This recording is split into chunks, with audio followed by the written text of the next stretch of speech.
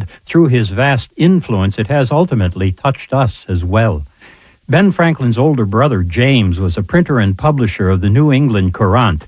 James went after Mather on many issues, most stridently after a 1721 smallpox epidemic.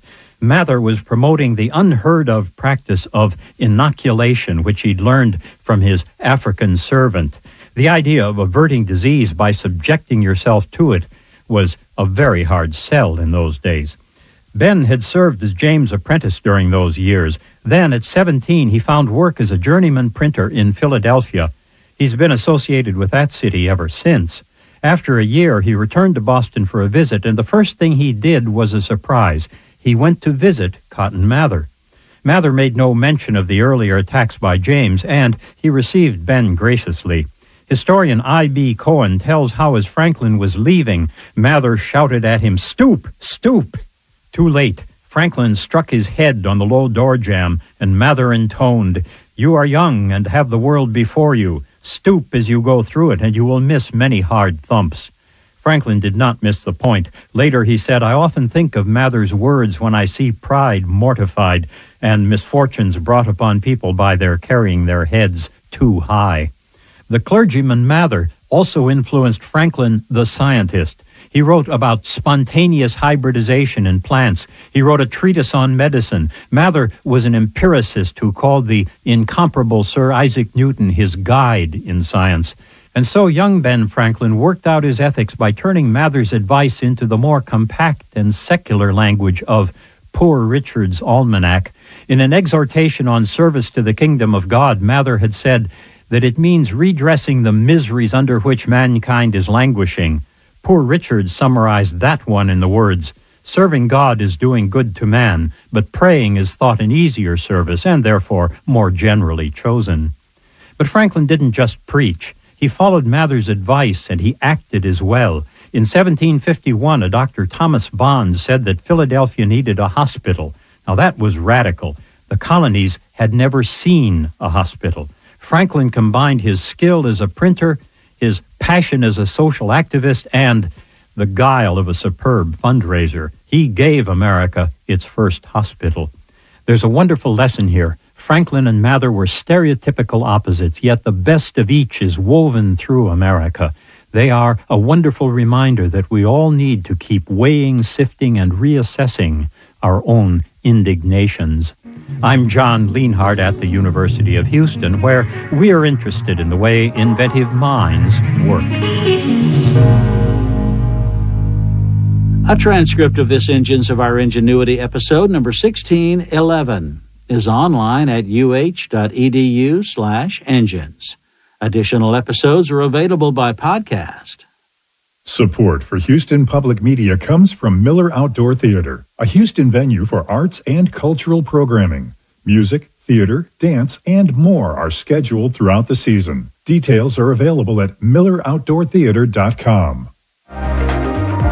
From the ocean floor to the edge of the universe, PBS Science and Nature documentaries are here.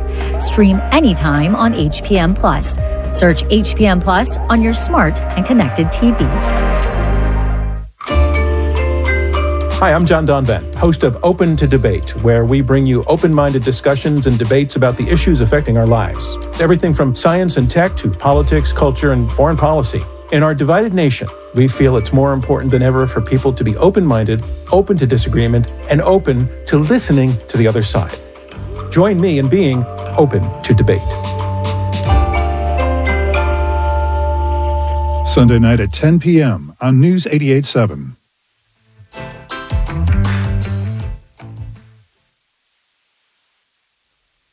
I'm Linda Kenyon with these headlines. Yemen's Iran-backed Houthi rebels say they fired missiles and drones at Saudi Arabia in response to Saudi airstrikes on Yemen's city of Hodeidah in the Red Sea. This escalation comes as the United States and Iran vie for control of the Strait of Hormuz. The Federal Reserve's Open Market Committee meets Tuesday and Wednesday this week. It's the second meeting since Kevin Warsh became the new chairman. The Fed will determine whether to adjust interest rates amid inflationary pressures during the war against Iran. Firefighters are working to suppress and contain 88 large wildfires across the country, including large incidents reported since yesterday.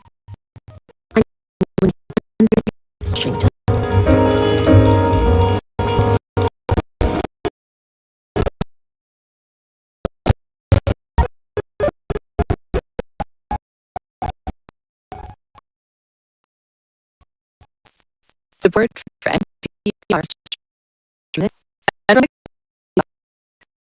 family stories by home movies and slides. Revisit and share generation.com. Progressive insurance drivers customize their home insurance in one buttons at .com or 1-800-PROGRESSIVE. This is Weekend Edition from News. I'm Rosso. When Walt Manigan, a former boxing talent, returns to his Washington, D.C. neighborhood after years in prison, the odds are already stacked against the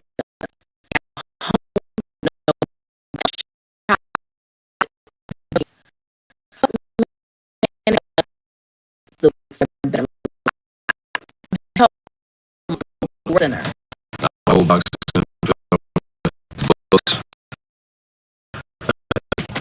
You ain't gonna find. That's the heart of a movie based on a true story of a former convict who turns like a young boy. His fight is directed by Candace, who also co-wrote the script, and he joins us now. Welcome to the show. Hey, Aisha Roscoe. Tell us more about Walt and how he ends up in this boxing gym where the young boys are training.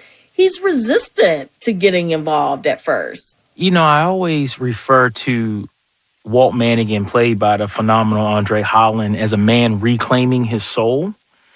And, you know, this is based off of a documentary. Walt Manigan lived and walked this earth, and he meant something to these kids in Southeast D.C. in this rec center. So with the movie, I was inspired by their lives, by Walt, by Peanut, by Quincy, by Keita, by Wop Wop. And Andre just does a really wonderful job of, he's re-entering society, but he needs help. I always say, once you believe in yourself, you still need the belief of others. And that comes through the form of Slim, played by Wendell Pierce. It's a really great story of redemption. Well, Slim, he really does push him and guide him. He's the one who is, guiding this rec center. Why does Slim want to give Walt a chance? I think at the core of the movie,